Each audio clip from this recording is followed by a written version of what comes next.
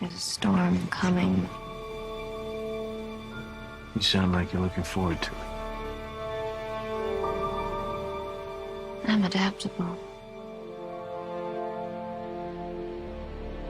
What are you? Gotham's reckoning. What we're constructing here is a very, very elemental conflict between good and evil. Why didn't you just kill me? Your punishment must be more severe. Did they kill him? I'm not sure. It's the true completion. I won't bury you. Buried enough members of the Wayne family. It takes everything to a whole new level. We were in this together.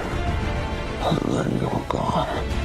It's a multi-layered story with massive amounts of action. The Batman has to come back. Chris was able to amp up the stakes for this last movie and really take it to places that I don't think anyone's expecting. What if it doesn't exist anymore? She must.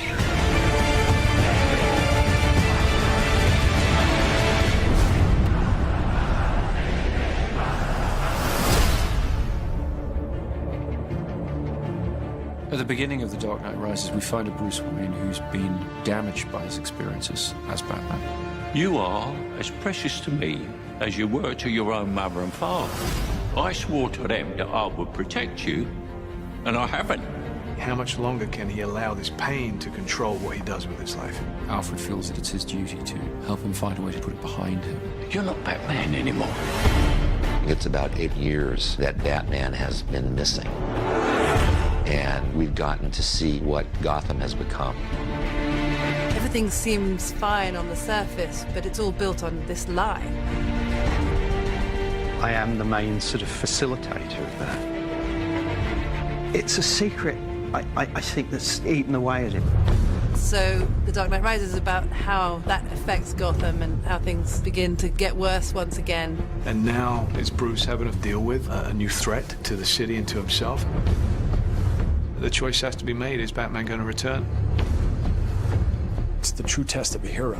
Confronted with their darkest fears, being taken all the way to the edge. How do they come back? Do you think he's coming back? I don't know.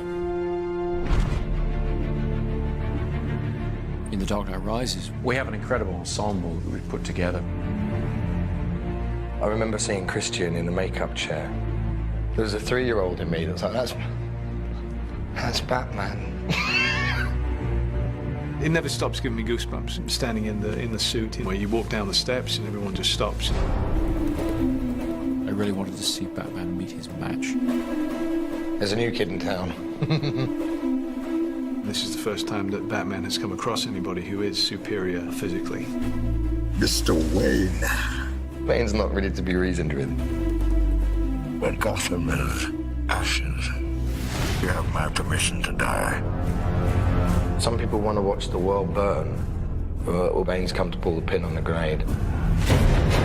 Tom Hardy is an extraordinary actor. What Tom is able to do just with his expressions and his eyes, it's terrifying. Through the course of The Dark Knight Rises, we'll uncover more about what drives Bane, where he comes from, what he wants. Let the games begin. And none of it's good news. He made some mistakes. He's Kyle. Girls gotta eat.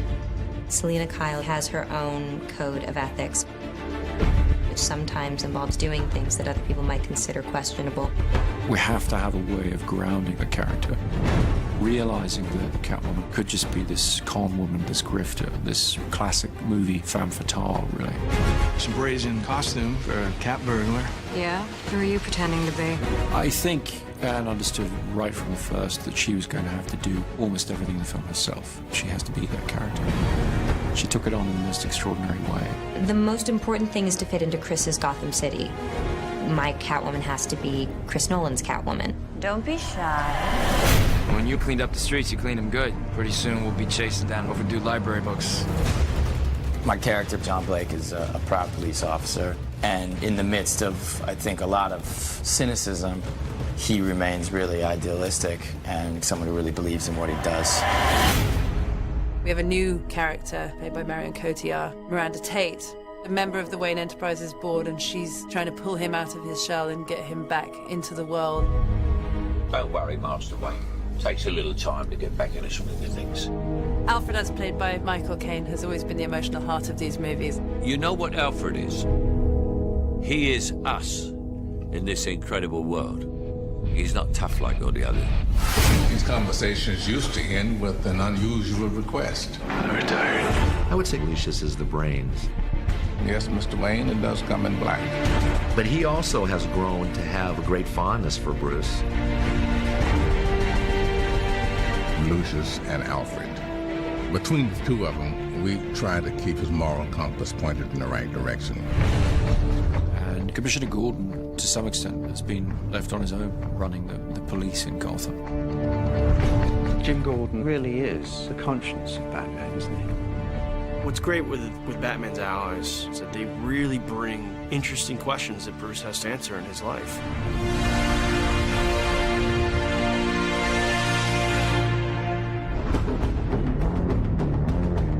Chris has always had such a strong sense of spectacle, with this good human story to it as well. He turns those big action movies into something very intimate and emotional.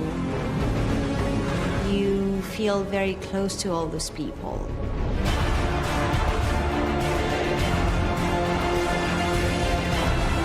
In every movie that Chris has made on the Dark Knight trilogy, he's been able to keep to great filmmaking in terms of the great characters and the great character arcs. He creates whole worlds that you really can get lost in.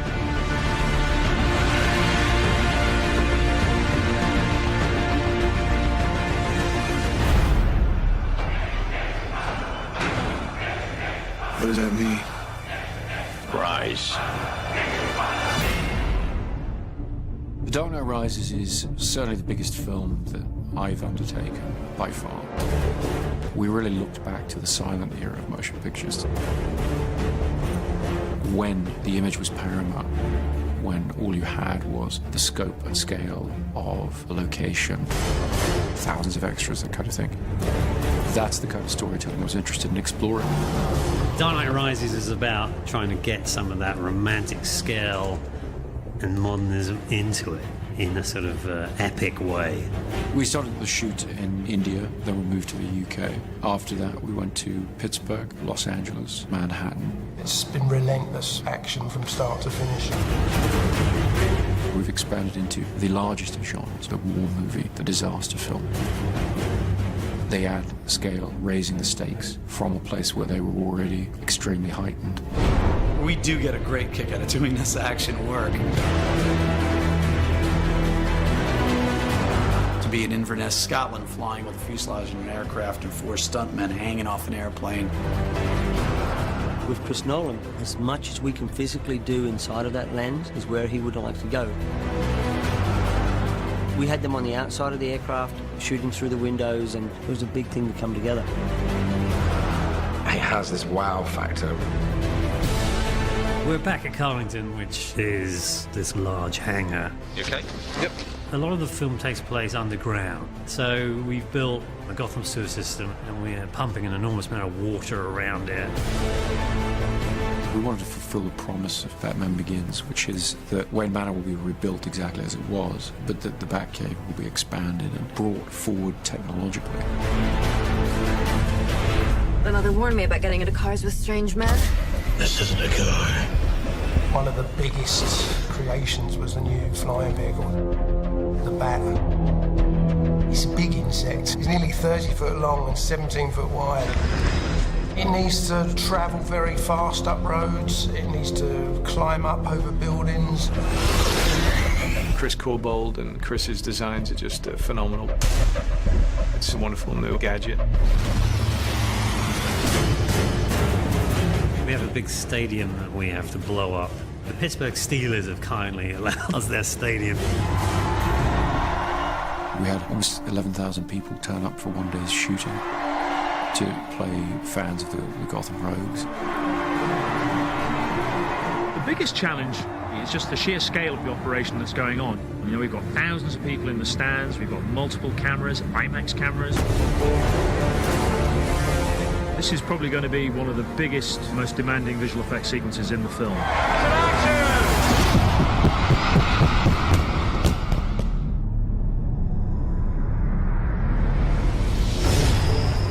To up the scale of the city, and there's only one place that you can do that, and that's New York. In the Wall Street sequence, there's a big battle between the police and all the mercenaries. They've got something like 1,200 extras.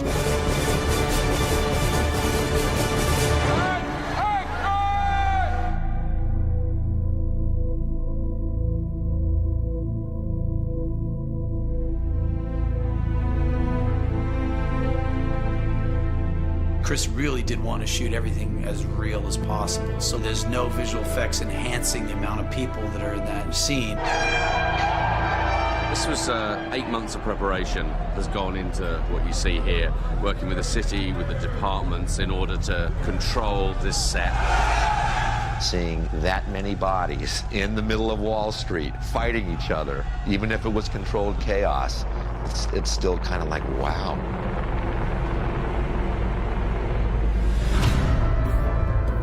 People of Gotham, we have not abandoned you. What does that mean? It means we're on our own. This is certainly the biggest movie that I've ever worked on. But then emotionally, it feels like something that a lot of people can tap into. It's wonderful. It kind of brings things full circle. You see only one end to your journey. Sometimes a man rises from the darkness. Every great story deserves a great ending, and we've really tried to be true to that. The Dark Knight Rises is our attempt to give that great story its great ending. We want to destroy Gotham.